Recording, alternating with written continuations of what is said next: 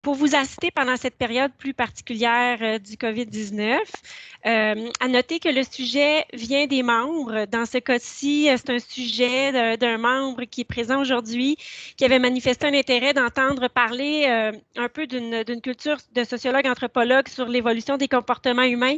Et c'est un sujet qui résonnait très bien avec l'équipe d'Ogilvy qui traite ce sujet-là, dans le fond, sur les comportements des consommateurs depuis plusieurs années, 2014-2015, je crois. Donc, on va être avec l'équipe d'Ogilvy pour 45 minutes et nous aurons à la fin une période pour les questions, les commentaires. Je me permets de vous demander de fermer tous vos micros si vous n'avez pas la parole. Et je vous dis aussi que la présentation est enregistrée pour pouvoir la partager aux membres qui n'ont pas pu être présents aujourd'hui. Alors voilà, ça fait le tour. Je vous précise que de l'équipe d'Ogilvy, nous avons David Aubert, qui est associé et chef de la direction. Marc Gagné, qui est vice-président principal stratégie de marque et omnicanal. Bonjour. Kevin Sutherland, bonjour. Je ne vous permets pas, désolé, je ne vous ai pas permis de dire bonjour.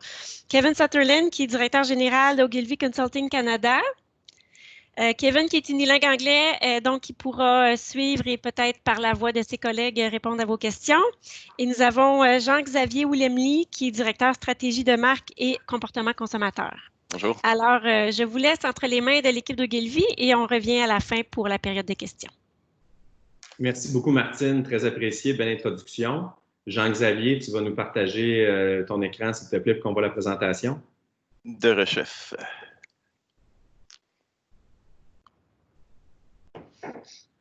Parfait. Est-ce que, Martine, tu peux me confirmer oui. Que tu vois? Moi, je la vois bien. Est-ce que tout le monde la voit bien? Jean-Xavier, tu peux te mettre en mode full screen? Oui, tout à fait.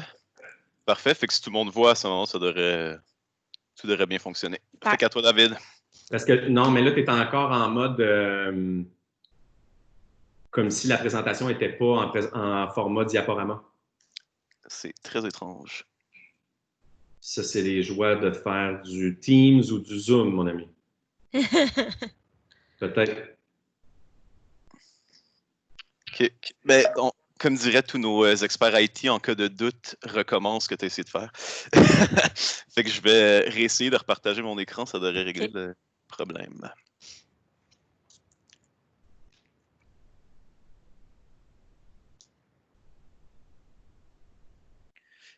Et voilà. Oui, c'est voilà. Bon, finalement. Super. Bonne présentation. Merci beaucoup. Donc, aujourd'hui, comprendre et profiter de la science du comportement.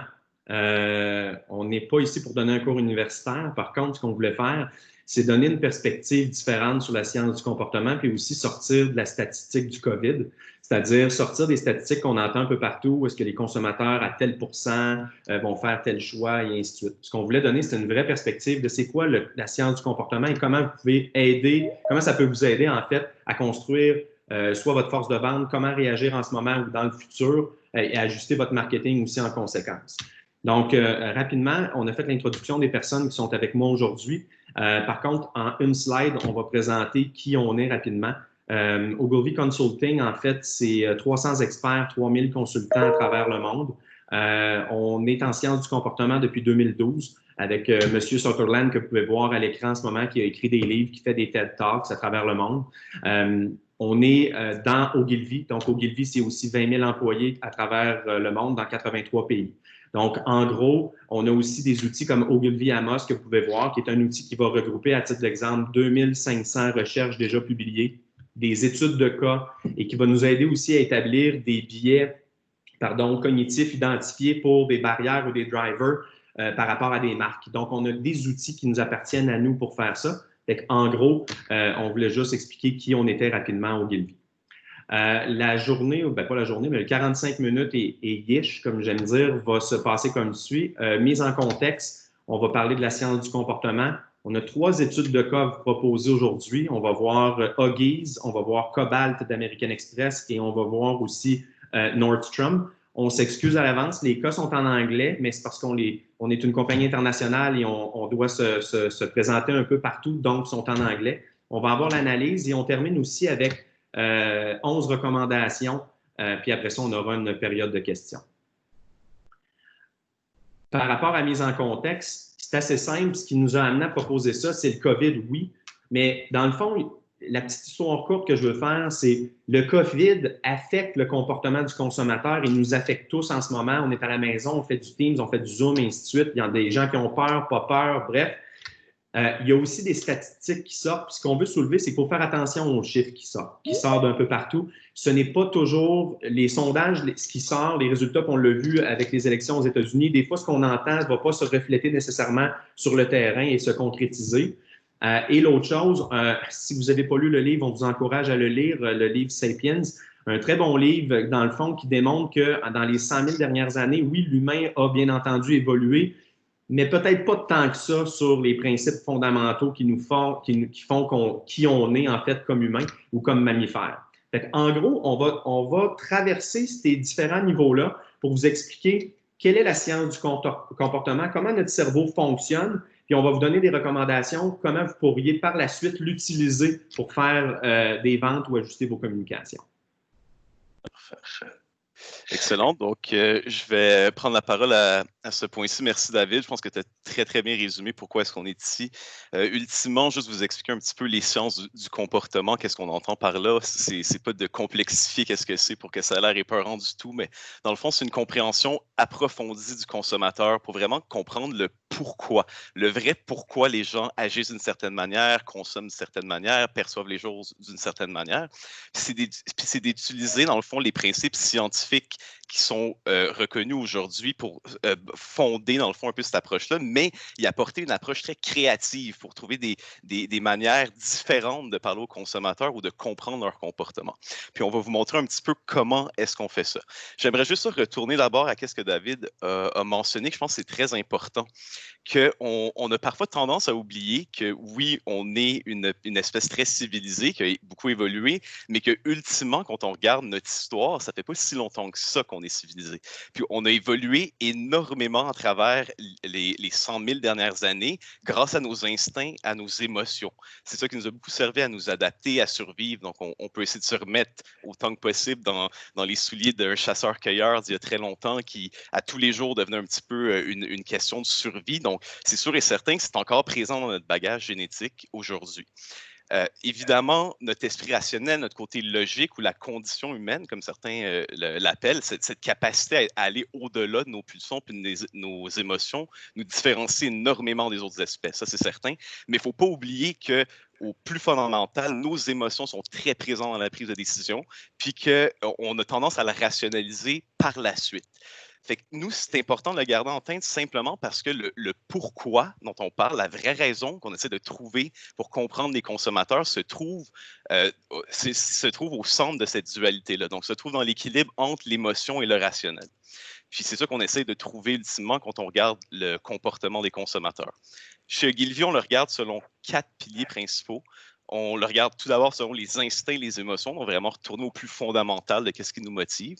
On regarde ensuite différents types de personnalités. On va vous présenter une approche que nous, on aime beaucoup, qu'on pense qui est assez simple. Évidemment, il y en a plusieurs. On en a une qu'on aime bien, qu'on va vous présenter un peu pour définir c'est quoi les traits de personnalité qui différencient les gens, mais aussi qui les unissent. Essayer un peu de mieux comprendre cet aspect-là des gens, du consommateur. Ensuite, on va regarder un peu au niveau de l'environnement externe. Donc, c'est là où les facteurs un peu plus démographiques rentrent en ligne de compte, qui sont très importants aussi, qui ont une grosse influence. Sauf que nous, on fait juste focusser sur d'autres types de facteurs également. Puis finalement, les biais cognitifs, David en a parlé un tout petit peu. En résumé très rapide, dans le fond, c'est les raccourcis que notre cerveau prend pour analyser l'information un petit peu. Donc, on va regarder comment est-ce que nous, on les regarde, puis comment surtout on les applique un petit peu à cette expertise-là, puis aux sciences du comportement appliquées plus spécifiquement aux affaires, au marketing et aux communications. Premier pilier, les instincts et les émotions. Donc, sûr et certain que les instincts sont très, très, très liés à notre capacité à survivre. C'est ce qui a fait en sorte qu'on est encore là aujourd'hui. Donc, évidemment, les besoins les plus fondamentaux de manger, la reproduction en tant qu'espèce et la sécurité aussi, se protéger. C'est très, très, très fondamental à qui on est. Puis ça motive beaucoup qu'est-ce qu'on ressent aussi. Puis nos émotions se manifestent souvent par rapport à ces instincts-là. C'était le cas il y a des dizaines de milliers d'années. C'était principalement comme ça qu'on était capable de survivre puis de s'adapter. Mais maintenant, encore aujourd'hui, elles sont très présentes. Donc, évidemment, les 6 émotions de base, on parle souvent de joie, de peur, de surprise, de dégoût, puis de colère et de tout ça. Donc, c'est ce genre d'émotions-là qu'on ne contrôle pas, qui viennent nous chercher très fondamentalement. Puis ensuite de ça, c'est souvent notre capacité à raisonner qui nous permet de mieux les comprendre un petit peu versus des animaux qui vont se laisser emporter littéralement par ça. Un bon exemple des émotions et comment est-ce que ça vient nous driver, c'est la nourriture. Pour nous, ça, c'est sûr et certain, c'est un très bon exemple. La nourriture, c'est un besoin des plus fondamentaux qu'on a pour survivre. Puis, c'est commun que quand on voit quelque chose, on voit une image de nourriture ou ne serait-ce qu'un plat qui a l'air très calorique, appétissant, on a un petit peu envie de le manger. Ça vient nous chercher, puis c'est dur à expliquer comment ça peut nous donner faim, puis comment ça peut nous faire saliver. Je ne sais pas s'il y en a certains d'entre vous qui n'ont pas eu le temps de dîner, peut-être que cette slide-là vous donne un petit peu faim en partie. Mais dans tous les cas, ce qui est intéressant, c'est que oui, la nourriture, les émotions sont très présentes, mais c'est quelque chose qui est quand même relativement facile à rationaliser. Si j'ai déjà mangé, j'ai peut-être envie de reprendre de la pizza qui est devant moi, mais je suis capable de me dire non, tu as déjà mangé, non, tu es sur une diète, fais pas ça. Par contre, il y a d'autres types d'émotions qui sont plus difficiles à rationaliser et qui nous font souvent prendre avoir des comportements un peu moins rationnels. J'aimerais utiliser un exemple qu'on a vécu il n'y a pas très longtemps par rapport à la pandémie de la COVID-19, un comportement qui a été très, très, très poussé par la panique puis la peur que les gens ont eu quand ça a été annoncé. Ça a été l'achat un peu démesuré de certains produits. Donc, on parle beaucoup de papier de toilette et de savon pour les mains. C'est sûr et certain que là, quand la population a appris cette nouvelle-là, il y a eu de la panique, il y a eu de la peur. Puis le réflexe a été d'aller en magasin pour essayer de contrer un petit peu cette situation-là. Donc, dans une situation où, comme un virus qui est totalement hors de notre contrôle à bien des égards, ça peut nous rassurer d'aller se chercher des produits puis de se dire, mais là, moi, je vais être correct pour toute la pandémie. Ça rassure, ça donne un sens de contrôle, mais c'est pas très rationnel comme décision. Donc, quand on regarde une augmentation de vente de 241 % de papier hygiénique en mars 2020, c'est certain que ça risque de ne pas se reproduire l'an prochain ni l'année d'après. Ça a été créé par une réaction très émotive. Puis je pense qu'il y a beaucoup de gens aussi qui, avec du recul, se diraient peut-être, ouais, j'ai peut-être pas eu besoin d'acheter 500 rouleaux d'un coup. Finalement, il y a du papier de toilette de disponible pas mal partout maintenant. Fait qu'avec du recul, on est capable de réaliser, mais sur le coup, et aussi sur le coup du fait que beaucoup de gens ont commencé à le faire, cette peur-là fait en sorte qu'on oublie un petit peu de rationaliser ça, puis on va agir plus rapidement.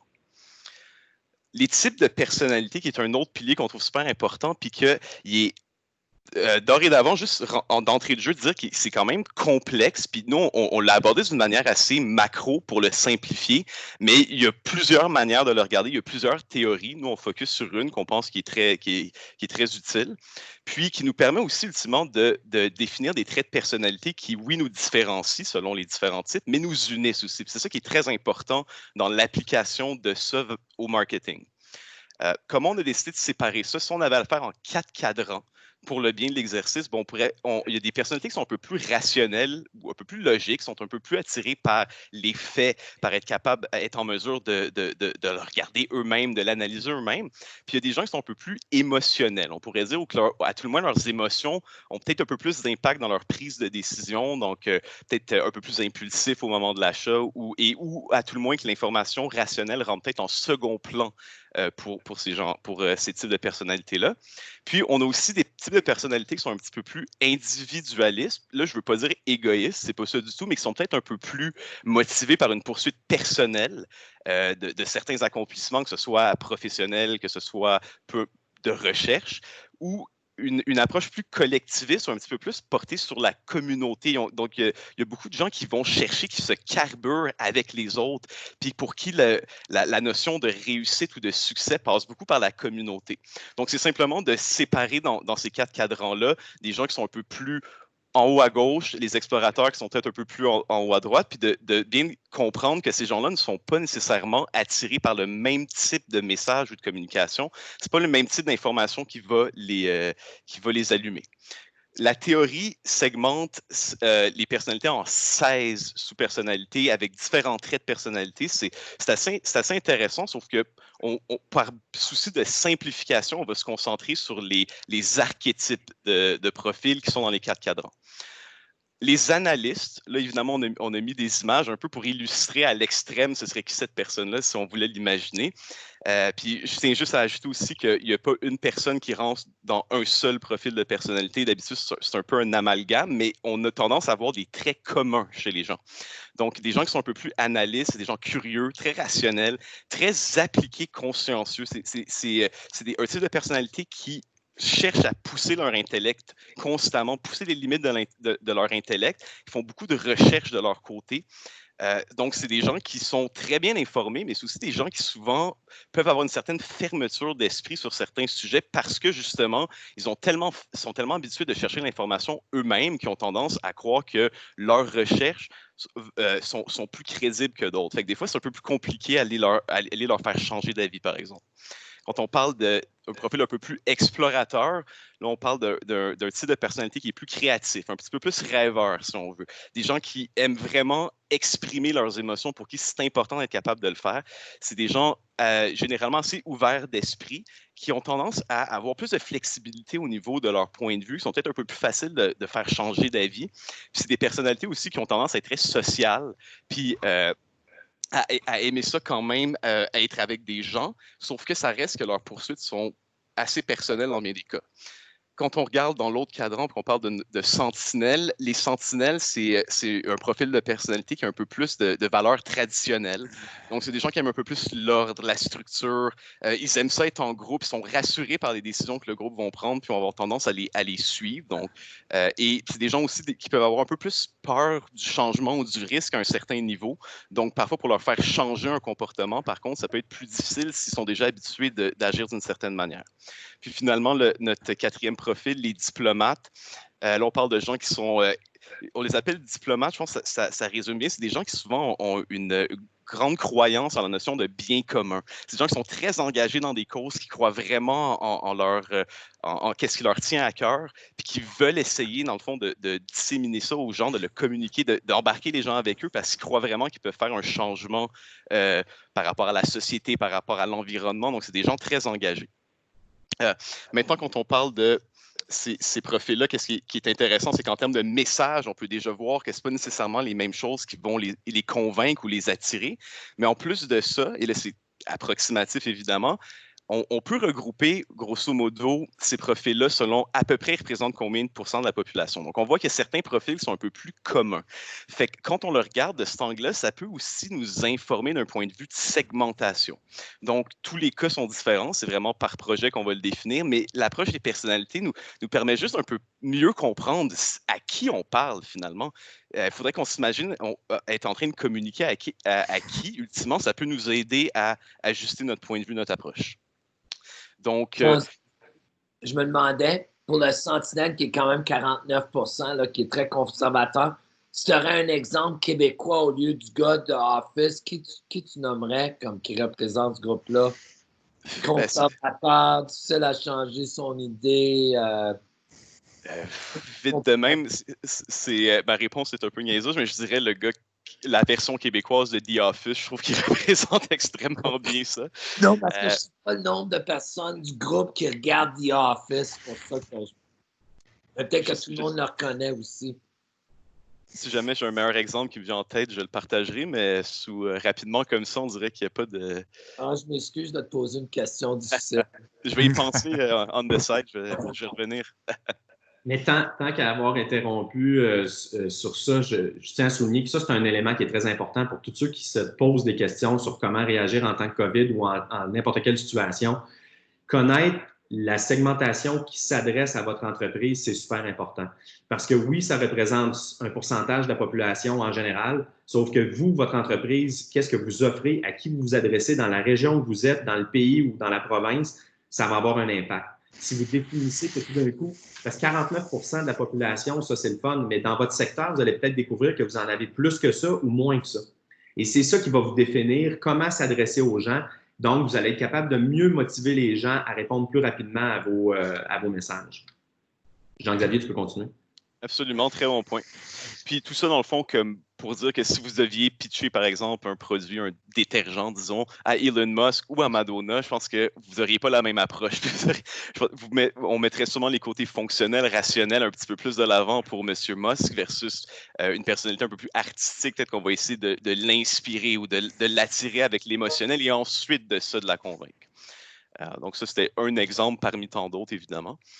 Un autre pilier important aussi, évidemment, c'est l'environnement externe. Donc, qu'est-ce qui influence nos comportements face un peu à où est-ce qu'on est ou c'est quoi les éléments dans notre quotidien qui nous affectent. On en a identifié 9, évidemment, il pourrait en avoir d'autres, mais nous, c'est ceux qu'on trouve qui reviennent quand même fréquemment dans notre travail. Donc, évidemment, l'enfance, le niveau d'éducation, qui souvent très lié au niveau de revenus, au cercle d'influence. Donc, ultimement, où est-ce que ces gens se trouvent démographiquement, c'est très important. Mais au-delà de ça, au niveau de la culture, de leur religion, de leurs croyances, ça peut aussi beaucoup impacter comment ils vont percevoir certaines choses. Il en va de même pour comment ils consomment l'information. Donc, les habitudes médias, c'est surtout dans cette optique-là. Où est-ce qu'ils vont la chercher, cette information-là? Donc, dans quel type de format est-ce qu'ils s'attendent à l'avoir? Puis, un peu plus en lien avec ce qu'on vit en ce moment, les stress externes, les traumatismes même, peuvent évidemment affecter beaucoup le comportement des gens. Donc, nous, on essaie de regarder un portrait assez holistique quand on regarde l'environnement externe pour être certain de rien manquer qui pourrait être pertinent. Donc, pour le bien de l'exemple, si on prenait deux individus qui sont très, très, très similaires d'un point de vue émotif et d'un point de vue de personnalité, puis qui vivent la crise dans un environnement foncièrement différent, évidemment, il n'y aurait pas nécessairement les mêmes répercussions. Donc, si on prenait l'individu 1 puis qui vivait la pandémie dans un endroit où il y a beaucoup de support familial, il y a des bonnes relations avec sa famille, il y a un bon revenu, beaucoup d'espace, des conditions qu'on pourrait dire, là, je fais des guillemets, idéales. Évidemment, il n'y a aucune condition idéale pour vivre une pandémie, mais qui sont à tout le moins peut-être un peu moins contraignantes versus un individu très similaire qui serait dans un environnement où il y a beaucoup de tensions, peut-être pas beaucoup de revenus, où est-ce que l'espace de vie est plus petit, il y a peut-être plus de monde au pied carré, où est-ce que c'est plus difficile, bien, c'est certain que les gens dans un environnement un peu plus, on pourrait dire, positif, risquent d'avoir peut-être un peu moins de répercussions négatives à moins long terme. Ils pourraient même s'en sortir avec des répercussions positives. Donc, il y avait des experts qui disaient, bien, par exemple, il y a peut-être certains qui vont prendre le temps de se reposer un peu plus qu'ils font d'habitude ou bâtir des liens avec leur famille qui voient plus pendant une période de temps. Vous avez peut-être remarqué, si vous avez des jeunes enfants, moi je l'ai vu avec mes neveux, qui avaient tendance à souvent se chicaner, mais là, ils se chicanent pas mal moins depuis le début parce qu'ils ont réalisé aussi que, bon, ben, tant qu'à faire, on va jouer ensemble plutôt que de se chamailler. Donc, ça fait en sorte peut-être qu'il va y avoir des répercussions plus positives versus quelqu'un qui vit dans un environnement très stressant, que ça pourrait avoir plus d'impact à long terme.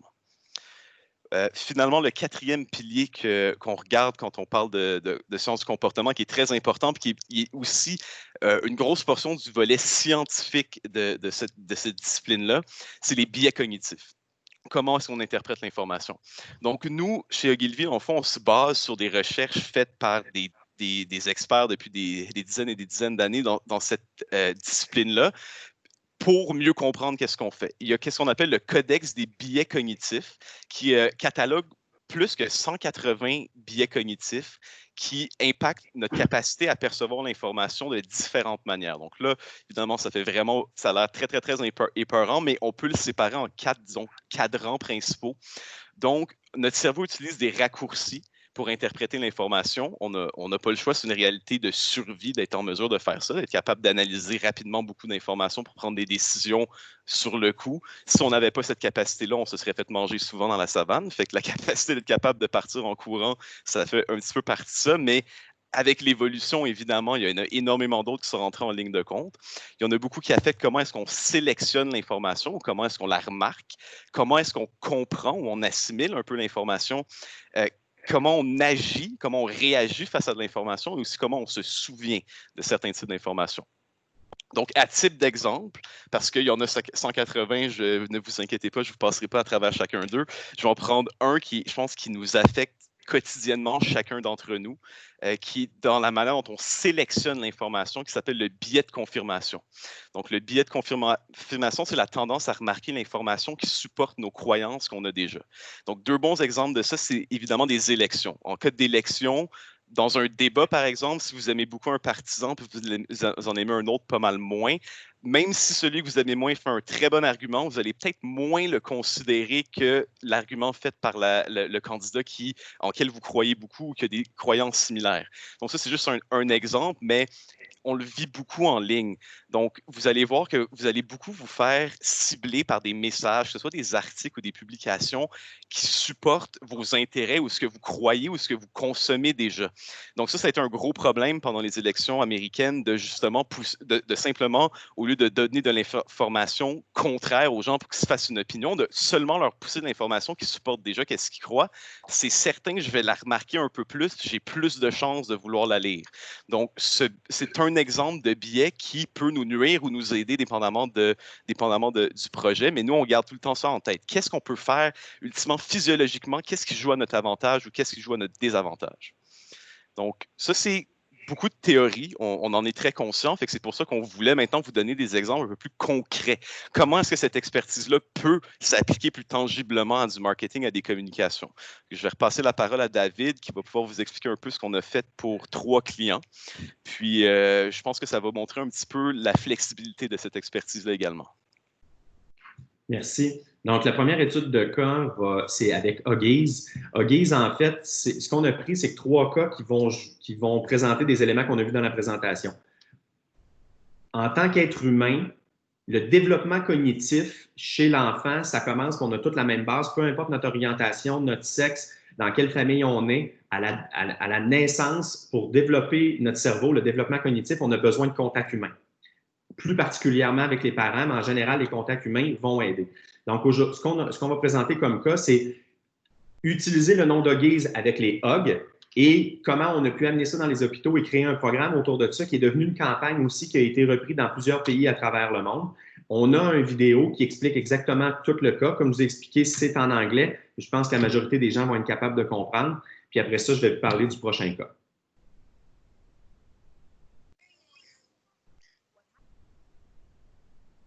Uh-oh.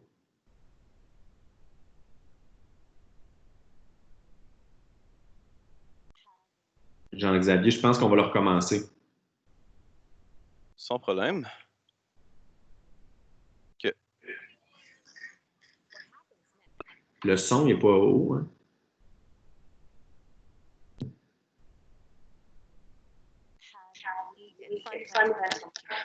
It helps stabilize the saturation, enhancing the survival of a preterm baby. Hugging our babies is just as vital as providing the technology and care that is available in the NICU.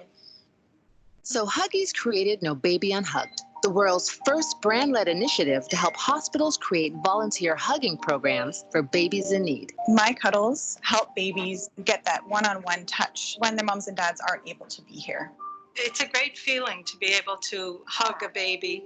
Through a fully integrated multi-channel program, we chronicle our involvement with hospitals and educate moms on the benefits of skin-to-skin hugging. Our local hospital has become the first in Canada to launch No Baby Unhugged, a very successful program at South Lake Regional Health. There are a few things more special in this world than hugging your brand new baby. Now to a new initiative capitalizing on the power of hugs. For 2 years, Huggies has been helping more babies get hugs in more and more hospitals every day. First in Canada, and now in 28 countries and counting. Our efforts aren't just good for babies, they're good for sales. Nurses support us. The No Baby Unhugged initiative is a wonderful program. Hospitals support us. I certainly would recommend that every hospital in the province, in Canada, throughout the world, incorporate this program. But nobody supports No Baby Unhugged more than moms. Knowing that there's a hugger here that can sit with my baby, it felt really good. It makes me feel wonderful that I have the volunteer hugging people come in. It's important to have a hug.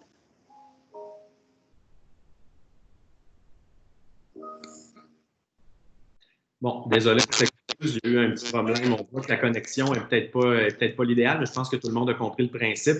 Donc, dans le fond, comment on pouvait créer quelque chose en lien directement avec la marque, mais aussi le comportement humain, mais intrinsèquement, comment on est fait. Celui-là, c'est American Express. Donc, comment on peut faire pivoter une marque dans un positionnement pour s'adresser à une autre cible totalement différente d'American Express, mais cette fois-là basé sur les comportements de cette cible-là.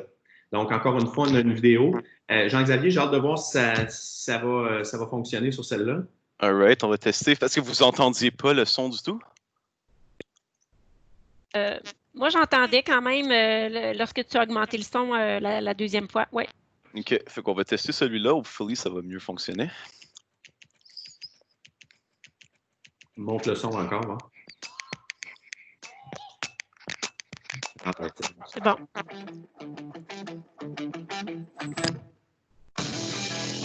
Introducing the American Express Cobalt Card, a rewards card built around millennials and their passions.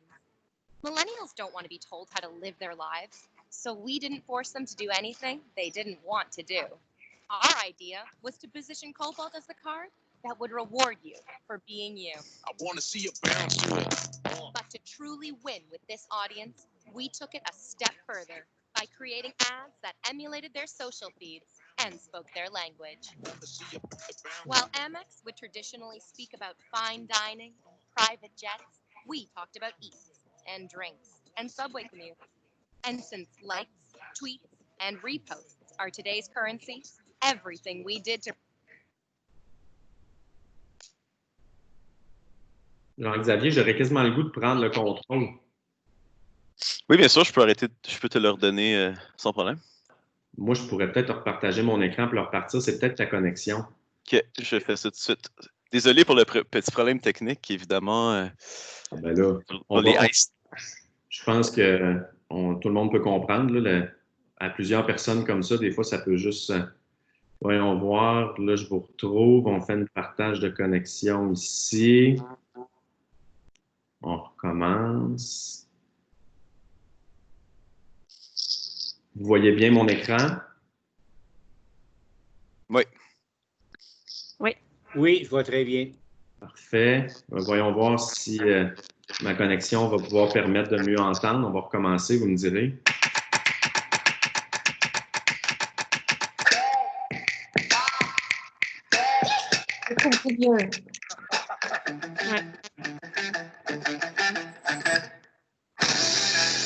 Introducing the American Express Cobalt Card, a rewards card built around millennials and their passions. Millennials don't want to be told how to live their lives, so we didn't force them to do anything they didn't want to do. Our idea was to position Cobalt as the card that would reward you for being you. I want to see you bounce to it. But to truly win with this audience, we took it a step further by creating ads that emulated their social feeds and spoke their language. While Amex would traditionally speak about fine dining, private jets, we talked about eats and drinks and subway commutes. And since likes, tweets, and reposts are today's currency, everything we did to promote the card was intended to be share-worthy. For launch, we converted an abandoned grocery store into the nation's most Instagrammable restaurant, which featured a menu created by celebrity chefs, including Gordon Ramsay. And even our traditional advertising was untraditional, starring more than 75 social influencers and celebrities. Every touchpoint reflected the life that millennials were already living.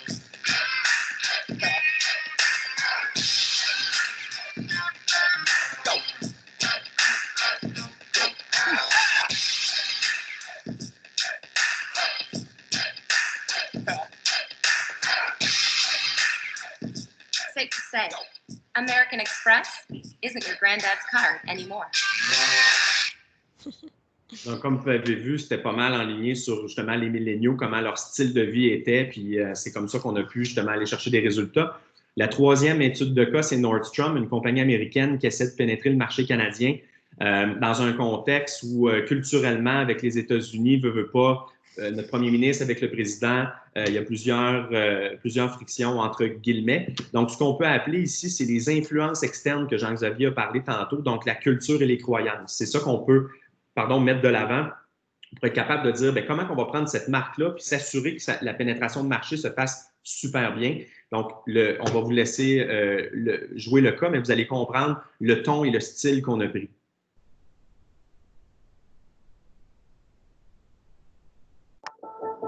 Canada does not treat us right. They're our allies, but they take advantage of us. We're not negotiating with Canada right now. They have been very difficult. They're very spoiled. We're reasonable, but we also will not be pushed around. We will not be pushed around. Are Canada and the U.S. headed for a breakup? Canadian-American relations were at an all-time low, which did little to help American retailers. More than ever, Canadians believed that Nordstrom wasn't for them, that it was exclusive and unapproachable. We needed to show Canadians how much they had in common with Nordstrom, that Nordstrom also believed in diversity, acceptance, and the Canadian way. So we wrote a love letter to Canada, celebrating all that we share. Your Canada, your true north, strong and free. From far and wide, with glowing hearts, we see you rise, glorious and free. Oh Canada, you stand for everybody. We're proud to call your Canada our home.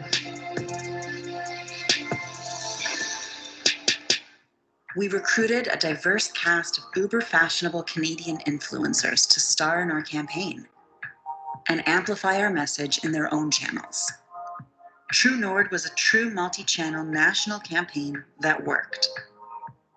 Nordstrom saw a 32% increase in purchases, a 46% increase in brand consideration, and a much-needed increase in positive press.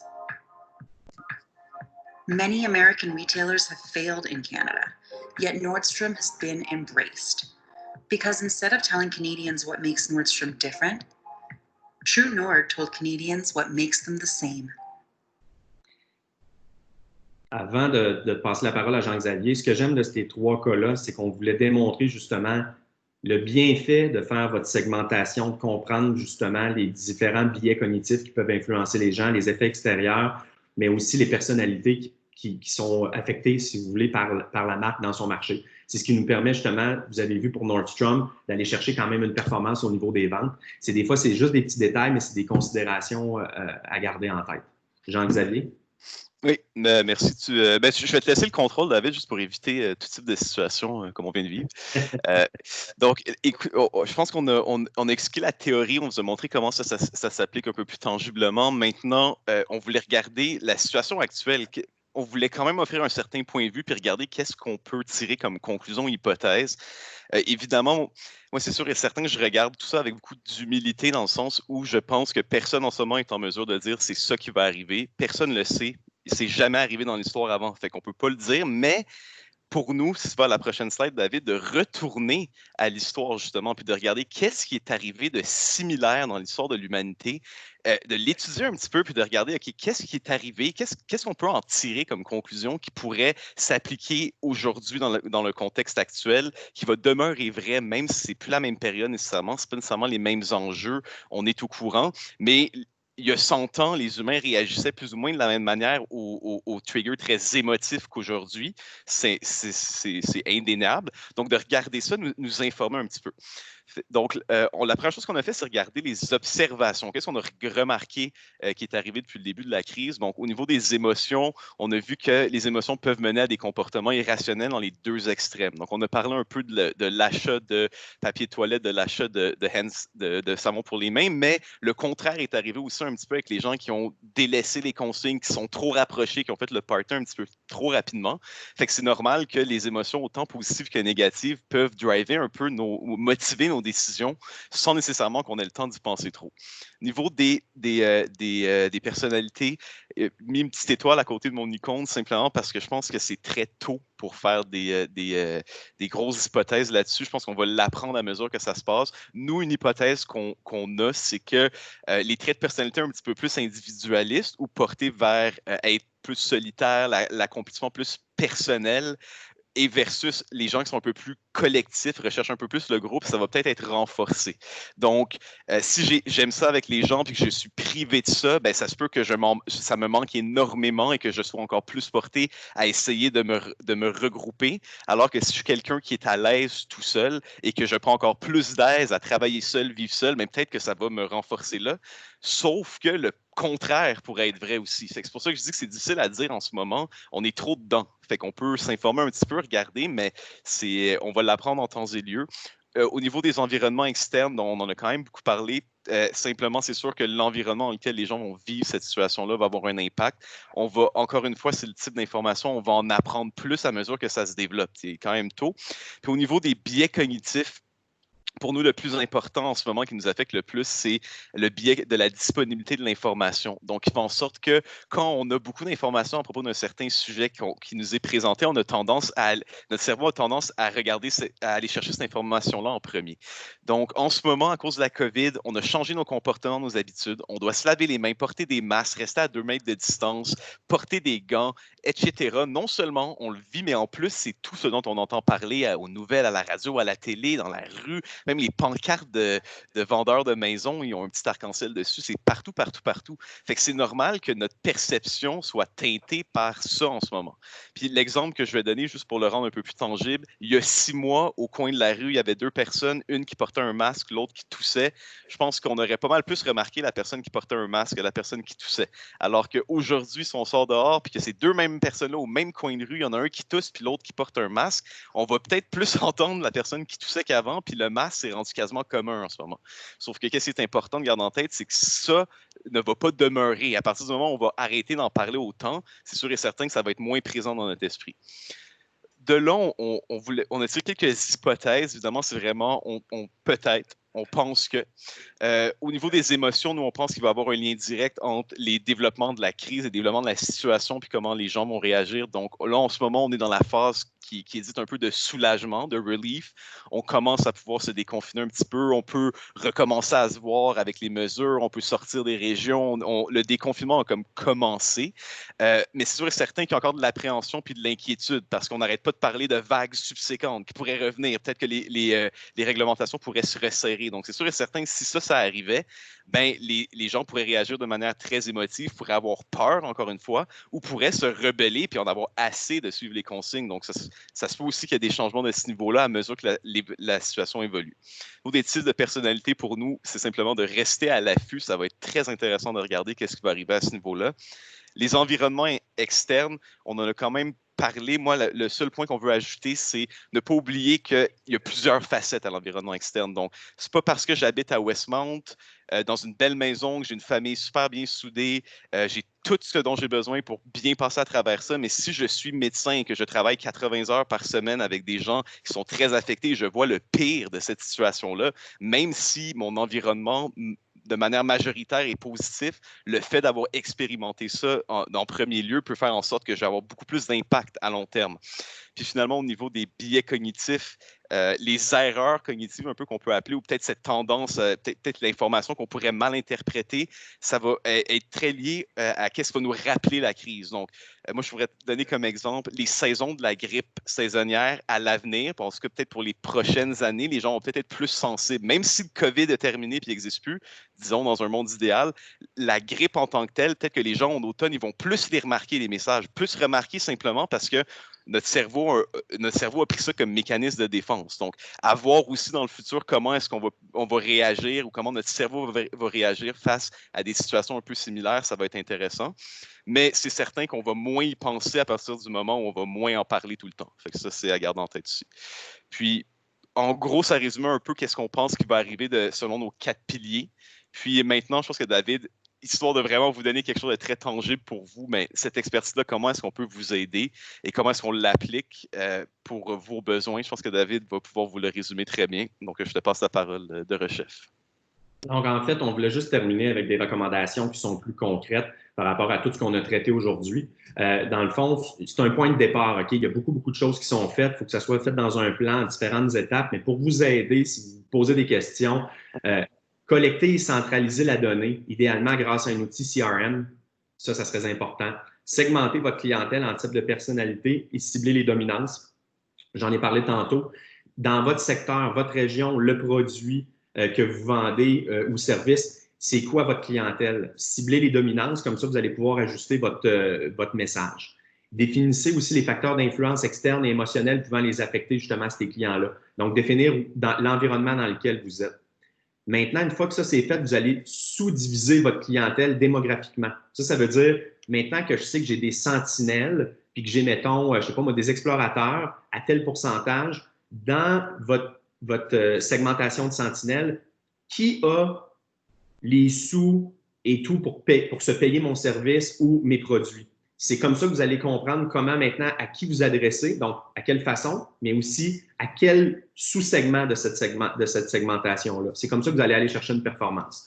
Une fois que la segmentation est effectuée, vous devez penser omnicanal. Ça veut dire que vous devez penser à tous les points de contact que le client peut être justement en contact avec votre service ou votre produit pour le consommer ou être en communication avec. Donc, être capable d'adapter justement le style et le ton de vos messages, puis ainsi que l'offre par rapport à votre segmentation. Après ça, si vous devez pénétrer de nouveaux marchés ou si vous voulez aller pénétrer de nouveaux marchés ou vous êtes dans plusieurs marchés, il faut refaire le travail d'analyse et de segmentation parce que, comme vous l'avez vu, il y a des facteurs culturels, de croyances, de stress, il y a l'économie et ainsi de suite, mais qui changent d'endroit en plus des types de personnalités. Donc, on recommande de le faire. Par contre, quand vous le faites quand même d'une certaine façon dans un pays ou dans une province, vous n'êtes pas totalement dans le champ, ça vous donne quand même un très bon point de départ. Mais idéalement, on le recommande. Évitez les pièges de créer vos segments selon vos opinions personnelles et vos goûts. J'ai souvent vu ça dans ma carrière, ça fait 20 ans que je fais ça. J'ai souvent vu des clients qui nous amènent leur point de vue par rapport à eux, leur situation. Fait que des fois, je suis obligé de dire, OK, oui, sauf que toi, tu es PDG d'une entreprise, tu gagnes des centaines de milliers de dollars par année, plus des profits, tu roules en Porsche, tu n'es pas la clientèle. Oui, c'est vrai. Donc, c'est la même chose pour la segmentation. Prenez des consultants, prenez des gens qui peuvent vous accompagner, mais ne le faites pas vous-même, ce n'est pas recommandé. Souvent, on est biaisé quand on le fait, justement. N'ayez pas peur de créer plusieurs messages adaptés à vos segments, je l'ai cité tantôt, mais dénaturez pas la promesse de votre marque ou de votre entreprise. Adaptez votre discours. Fait que ça veut dire que si vous avez défini votre mission d'entreprise puis vous avez un positionnement, vous devez adapter votre discours avec des images et un ton différent à vos différents segments, justement, mais ne changez pas votre positionnement puis votre mission en pensant séduire tout le monde comme ça. Il faut que votre entreprise ou votre marque reste ce qu'elle est. Par contre, c'est le discours et le style et le ton qui doit s'adapter. Vous l'avez vu dans les 3 exemples qu'on vous a donnés. Chacun était différent parce que leur cible est différente puis leurs objectifs aussi. Puis si vous avez une force de vente, bien, adaptez votre équipe en conséquence. Il n'y a pas mieux qu'une sentinelle pour vendre à une autre sentinelle. Fait qu'ultimement, ça, c'est des points de départ. Il y avait 11 points à peu près qu'on voulait faire des recommandations. Puis sur ce, ça termine la présentation, puis on serait ouvert à prendre des questions. Merci. C'est vraiment enrichissant comme information. Est-ce que par le biais du chat, certaines personnes veulent lever la main pour poser des questions? Jean-Pierre. Oui, tout d'abord, merci de votre présentation. C'était très intéressant. Je m'interroge, ça fait quelques articles que je lis dernièrement et on semble avoir la consolidation qui est vraiment, qui va être de plus en plus forte. En tout cas, c'est ce qu'on se fait dire. Est-ce que c'est vrai ou non? On prévoit une concentration plus forte. Puis à cet effet-là, dans la concentration,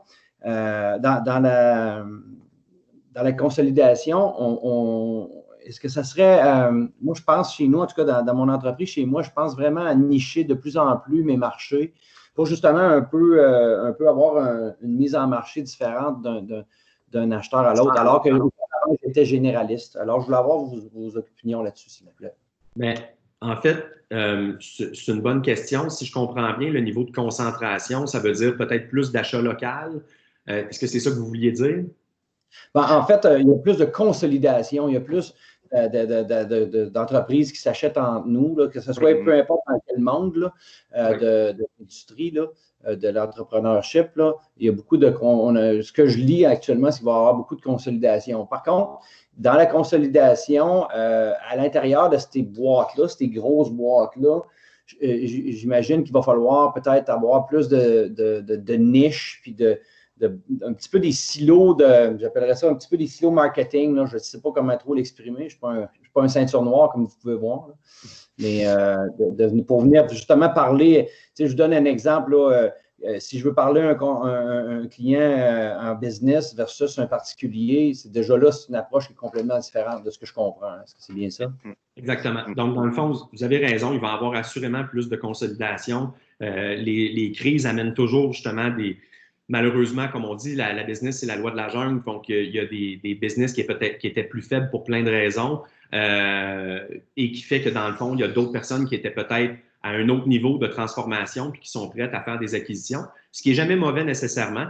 Par contre, effectivement, se nicher n'est jamais quelque chose qui est mauvais. Vous pouvez quand même rester un généraliste. Et ce qu'il faut faire, puis ce que je vois souvent, c'est que les généralistes ne raffinent pas leur discours. C'est-à-dire qu'autant dans leur discours, ils restent autant généralistes. Ce qu'on essaie de vous encourager par la présentation d'aujourd'hui, c'est si vous êtes un généraliste, il y a moyen de rester un très bon généraliste, mais il faut que dans vos communications, vous soyez plus pointu. Exemple, sur les médias sociaux ou le digital, vous pouvez être de plus en plus pointu en ciblant des gens. Même chose dans les médias plus traditionnels, il y a moyen d'ajuster votre discours justement en définissant à qui vous vous adressez réellement. Et quand vous allez avoir défini à qui vous vous adressez réellement, vous devez construire votre discours autour de ça. Donc, même si vous prenez un média de masse, vous allez être en mesure d'envoyer un message clair quand même. Puis si vous vendez un consommateur versus une entreprise, vous avez raison. C'est deux exemples vraiment différents, en voulant dire que c'est deux clientèles différentes, mais vous n'avez pas à dénaturer votre entreprise et la mission en tant que telle. C'est le discours qui change. Et ça, c'est super important de le comprendre. Tout est une question de présentation. OK. Merci. La prochaine question viendrait de Daniel Artaud. Oui, bonjour. Vous m'entendez? Oui. Bon. J'ai une question. Je fais beaucoup de business to business ou business to société, on va dire, et non pas business to consumer. On parle de personnalités différentes, mais comment est-ce que tu peux adapter ton message quand tu travailles, prenons un exemple, business to business, et devant toi, tu peux avoir plus qu'une personnalité en même temps? C'est une super bonne question. C'est une question à laquelle je m'étais vraiment préparé parce qu'on me la pose souvent, mais dans ce cas-là, c'est pour ça que les traits de personnalité, quand on les regarde, il y a aussi des traits communs. Fait que dans l'optique où je ne suis pas en mesure de savoir est-ce que je parle plus à un profil un peu plus sentinelle-analyste, un profil plus diplomate-explorateur, qui sont un peu plus créatif, puis ça pourrait être n'importe lequel, mais à ce moment-là, c'est là que le travail commence à se demander comment je pourrais leur parler qui viendrait les convaincre un peu de les quatre de différentes manières. Donc, par exemple, comme disait David, pour un message plus de masse, c'est peut-être une approche une approche qui vient les chercher les quatre. Puis ensuite de ça, si on est capable de sous-segmenter puis d'avoir des communications plus spécifiques par profil, on le recommande si c'est possible. Mais dans l'optique où c'est pas possible, l'approche des personnalités demeure une composante de ce puzzle-là. Fait qu'on va l'exploiter au maximum qu'on peut. On va trouver les points communs entre ces différents types de personnalités-là. Puis, si jamais on a besoin de quelque chose de plus, on va retourner voir au niveau des instincts, des émotions, au niveau de l'environnement externe, au niveau des biais cognitifs. Est-ce qu'il y a quelque chose qui nous permet de complémenter ça? Mais dans tous les cas, pour nous, ce n'est pas une problématique parce qu'on a toutes, en tant qu'être humain, on a tous des points communs, on a toutes des différences. Fait que il suffit juste d'être capable de capitaliser sur les bonnes selon notre objectif. Jean-Xavier, moi, si je pourrais juste rajouter à ce point-là aussi, c'est que si ça devient difficile de choisir la tonalité de la personne, c'est il faudrait prioriser la personne qui prend la décision avant ce qu'on appelle ceux qui sont influenceurs. C'est d'essayer de séparer, OK, mais le monde qui prend la décision finale, sont-ils différents de tous les autres influenceurs, puis mettre ses efforts de communication vers la personne qui prend des décisions, puis prendre en considération les influenceurs, mais choisir un type de personnalité. Puis si je peux compléter là-dessus, parce que souvent on nous en parle, les business to business, justement, il ne faut pas oublier qu'ultimement, vous parlez quand même à des humains. Ça, c'est super important de le garder en tête. C'est pour ça que Jean-Xavier, son point est aussi bon. C'est que, oui, il y a les personnalités, mais il y a aussi tout l'aspect justement des émotions ou autres. Donc, c'est peut-être là où est-ce qu'on peut se réfugier pour capitaliser là-dessus, et être capable de bâtir une présentation puis un sales pitch qui va toucher à des éléments externes et aussi des éléments plus intrinsèques à l'humain au lieu d'être juste la personnalité pointu. Merci beaucoup. Il y a une question aussi de Geneviève Poulain. Que pensez-vous d'explorer les... En fait, gars, je vais parler, Martine. Parfait, En fait, je voulais compléter, tu sais, je l'écrivais, c'est que moi, j'aurais tendance, en fait, puis c'est ce que je fais, c'est que maintenant, sur les sites Internet, de plus en plus, il y a les valeurs des entreprises ou des corporations. Fait qu'indirectement, moi, par extrapolation, ça vient quand même teinter la personnalité ou donner la couleur des personnalités qui dirigent l'entreprise. Fait que c'est un peu comme ça que je travaille à diriger mon discours. Bon, c'est peut-être faible, il faut peut-être le joindre aux individus à qui on a à travailler. Mais, tu sais, comme il y a de plus en plus d'entreprises structurées, moi, j'explore aussi cette voie-là dans ma démarche intellectuelle. Ce qui est une très bonne démarche parce que dans le fond, quand on se présente comme entreprise, on se présente aussi comme individu dans une certaine mesure. Fait que vos valeurs et vos croyances, il faut qu'ils soient transmis. La seule chose, c'est qu'il faut qu'ils soient adaptés toujours au discours, c'est-à-dire, à titre d'exemple, moi, j'aime ça quand c'est concis et que c'est rapide. Moi, des meetings d'1 heure, 1 heure et demie, 2 heures, j'ai de la difficulté avec ça.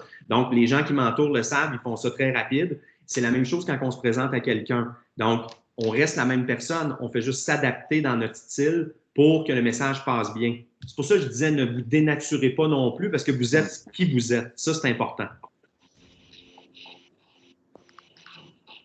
Puis juste, Marc, j'ai une réponse à ta question de tantôt. Je pense qu'un bon exemple de sentinelle du Québec, ce serait Marc Labrèche dans La Petite Vie. Ça aurait pu être lui, pour ceux qui... Tout le monde connaît La Petite Vie, je pense que ça ferait bien. C'est ça que je cherchais. J'ai le temps de penser. Est-ce qu'il y aurait d'autres questions avant qu'on termine? Moi, je voudrais juste dire que je m'excuse, j'ai pas eu le nom de la madame, mais c'est extrêmement important d'être authentique en 2020, plus que jamais. Absolument, il faudrait jamais essayer de faire croire qu'on est qui on n'est pas en 2020. Vous allez vous planter. Oui, il faut avoir le meilleur discours à notre marché cible, mais il faut rester authentique. Je trouve que c'est un très, très bon commentaire. Une autre question? Non? Je crois que ça fait le tour. Bon, je vais donc arrêter le partage. Oui. Je veux vraiment vous remercier, David, Jean-Xavier, Marc et